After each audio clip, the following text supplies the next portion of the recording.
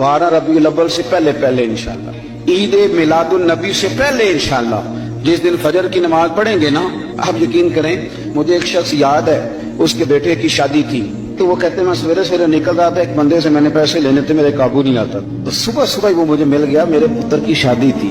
देसी बंदे बड़े बादशाह लोग होते, तो मुझे वो सवेरे मिल गया, तो सलाम ली उसने, तो मैंने कहा मिलता क्यों नहीं? कहने लगा बाबू जी पैसे ही नहीं बने थे, मैं तो लुकदा फिरना।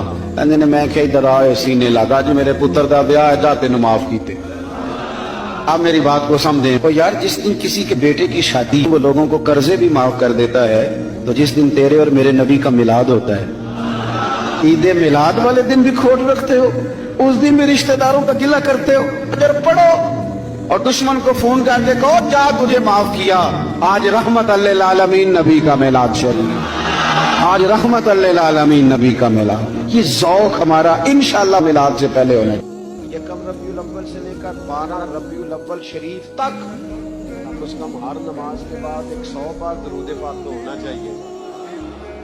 कम से कम हमें हर रोज सोते वक्त 3 नाते तो सुन के सोना चाहिए ना रबीउल अव्वल। हमें कम से कम ये पूरा महीना हुजूर की सीरत पाक का और सुन्नत पाक का उसका एक एक बाब का दरस तो सीखना चाहिए।